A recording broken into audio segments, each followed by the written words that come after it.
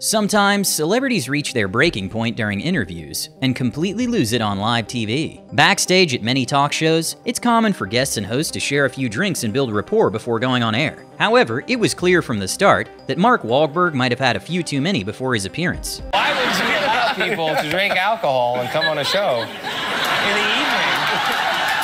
What's going on here? That's social. That's a social thing. I don't drink. No, it's a recipe for disaster. No. And well, Mark perfectly predicted how the interview was going to go, when he completely took over Graham's role and made the other guests a bit uncomfortable. I heard he's good at voices, so if he's good at voices, I want to do a I want to challenge you. Oh shit! I want to challenge you to a big contest.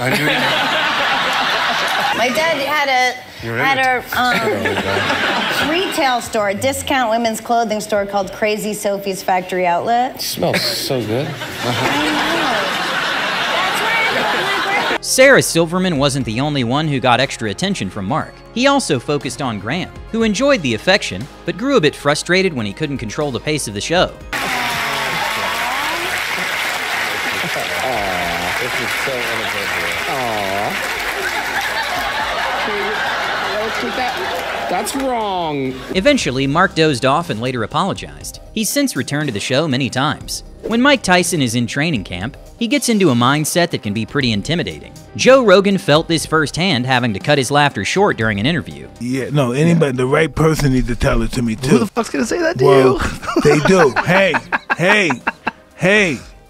I listened. I was. And that's not the only time it happened after Joe thought it was okay to laugh at Mike's story of getting injured while filming a video. I did that video and I was in bed for a week. That was 30 seconds and I was in bed for a week. And it's not funny because it made me realize that this is big boy shit. While MGK was on the Forbes 30 Under 30 event livestream, a fan ran up to the stage trying to meet the rapper. That's the same thing with the 27 Club. That's like, my man, get away from me. I got you, man. Yo, what are you doing? What are you doing? This is a bad look. Don't make me do this. Don't make me. Despite some fans finding him a little hostile, many people acknowledge he was startled by the fan. You handled that amazingly, by the way. Okay, Katy Perry didn't lose her cool on this one, but the interviewer was shocked at the core when she answered the question so honestly. When I was a kid, you know, I didn't really go to the dentist a lot, and I didn't really go to the doctor, and then when I finally went, they were like, you might as well just get like a whole new set of teeth. Why didn't you go to the dentist? I was poor. Oh. Next question! Jim Carrey reached the top of Hollywood only to find it all meaningless. So when he appeared at the New York Fashion Show, viewers were split on whether he lost his cool on live TV or simply refused to put on a character. Any of this, so I wanted to find the most meaningless thing that I could come to and join, and here I am. At one point, the host tried to argue about the meaning of it all, but Jim Carrey just doubled down. Celebrating icons inside. Celebrating Do you believe icons, in boy, that is just the absolute lowest aiming, possibility that we could come up with. For the BET Awards, Rihanna wanted to throw money at the crowd in her performance, but the executives were not allowing it since they thought people would start fighting trying to grab it. So she savagely threw the money at an executive before getting on stage. In an extremely awkward interview on The Andy Cohen Show, Michael Rapaport was invited as a guest at the same time Kenya Moore from Real Housewives was on. Michael had been doing a lot of trash talking on Twitter prior to meeting her, and one can feel the tension through the screen. You've gotten better, well, but you are a villain. Michael, I don't need you to tell me what I am or am not. On the show. I appreciate you being a fan, though. Thank you for watching. Keep the cable on. But a new job would help with that. Oh, Kenya, please, Kenya, you wish you were me, Kenya. A middle-aged fat white guy. No. Even though they kept it very friendly and in a joking manner, Michael did not like the comment about not currently being employed. Russell Brand put on a masterclass on how to handle interviewers throwing shade at you on live TV. Throughout the interview, the host referred to him in the third person as he wasn't there, and would not put an effort to understand his accent. Laughing in the audience of the radio, I'm like, I have no idea what he's saying. It's best you focus on your driving, Brian. You're a man, you don't want to be distracted by humour, you might crash into a pedestrian. Okay. So it's a good thing. I think it's probably for the best. I think I'm just this is my first brand experience. Yeah. I think it's not listening to him. It's experience. It's just sort of taking it all in. You are talking about me as if I'm not here and as if I'm an extraterrestrial. You know, I'm from a country that's near to you. Window dummy. We're just sort of admiring the whole. You know, it's the whole thing, isn't it? Well, thank you for your casual objectification. It's an experience. Despite the interviewers putting on some awkward faces, making the guest feel unwelcomed, Russell kept a smile in his charming persona. But when he was disrespected once again by the hosts by calling him the wrong name and talking about him once again in third person, he started getting upset. Do you do therapy with Willy Brandt? With who? Willy Brandt. Would you do therapy with him? No. I don't think. Because that's where he's heading. Okay. I'm all right. Yeah. You shouldn't say he when a person is present. You should refer to the person by their name. That's basic good manners. That is where Willy is heading. Who is Willy? I don't know. Okay, Russell Brand. Is this what you all do for a living? Yes. Okay, but I'm here professional. Okay, well, let me help you. I'm here to promote a tour called Messiah Complex. It's here for the people of America. Matthew McConaughey has mentioned that he has some political aspirations in the state of Texas. But when Matthew McConaughey sat with The View to promote his children's book debut, he wasn't expecting the interview to all of a sudden get political. When they mentioned the vax status of one of his close friends, Novak Djokovic. Isn't he an anti-vaxxer? An I anti-vaxxer? believe so, yeah. Just so you know. Way to bring it down. But I'm just kidding.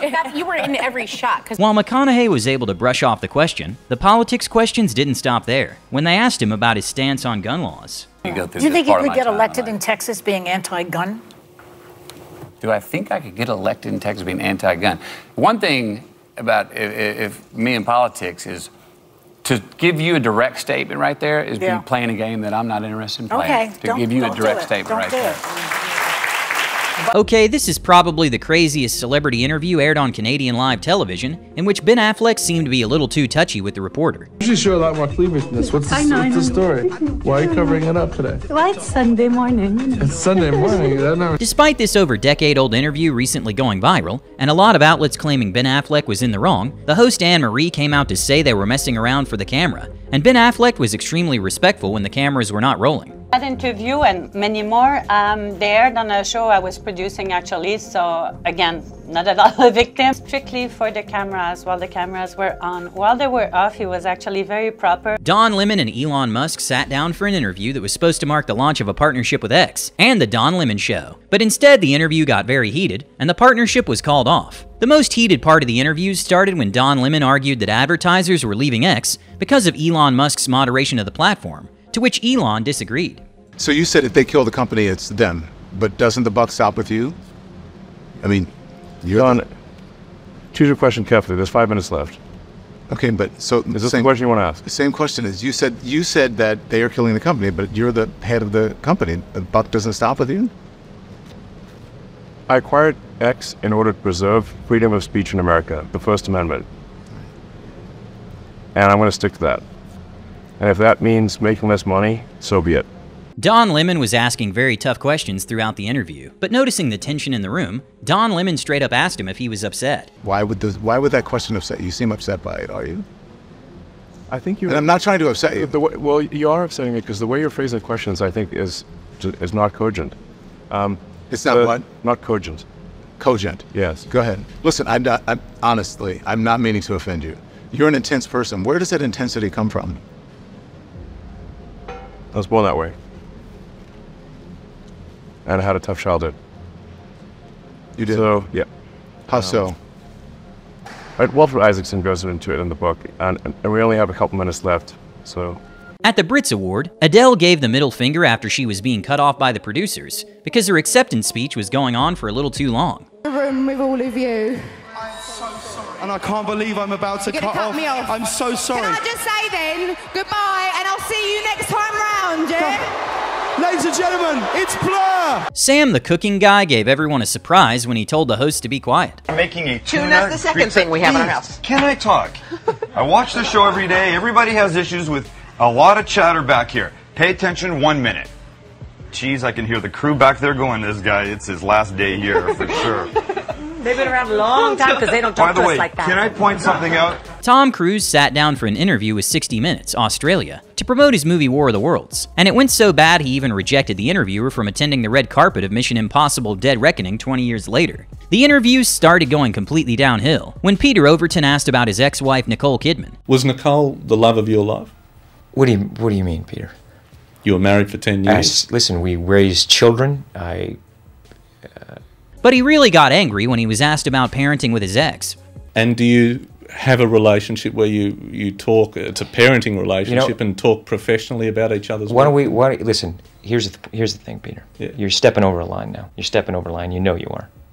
I suppose they're questions that people want to know. Peter, you want to know. Take responsibility for what you want to know. Don't say what other people. This is a conversation that I'm having with you right now. You're right. Okay, so I'm just telling you right now, okay? Just put your manners back in. A comedian and actor ended up facing criminal charges and a hefty fine after appearing on The Jay Leno Show. In 1994, Bobcat Goldthwait set the guest chair on fire as a joke, leading to his conviction as an arsonist. Then what else? I think, well, it is Sweeps, and I love Jay very much, and I thought, well, what if I don't know, what if I set his furniture on fire? No, don't set that on fire. Now you have to sit in this. Now sit down, sit down. Sit down, sit down. I'm not sitting in it. Sit in that chair. You know, Jay, I'm no stranger to sitting in gas. Surprisingly, Jay Leno kept his cool, despite his face showing he was a little annoyed by it. Dwayne Johnson has topped the Forbes list of highest paid actors 4 times, with career earnings well over $800 million. So when a reporter excessively congratulated Dwayne on buying his mom a house, Kevin Hart lost it. Also just recently bought your mom a house? I did. That makes me want to cry. Yeah, no way. no way. I got a concept. $1 billion later. It's about time. $1 billion later, he finally bought his mom a house. All right, should we clap for that? I think the whole room right now is thinking the same thing. Wait. It's about Jerry Seinfeld took pride in ending his show at the peak of its popularity, before it could diminish in quality and legacy. So when Larry King alluded to the show being canceled by the network, Seinfeld lost it. You gave it up, right? I did, sir. They didn't cancel you.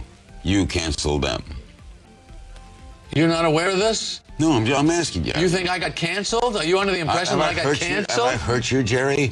I thought that was pretty well documented. Is this still CNN? Don't most shows go down a little? Most people do also.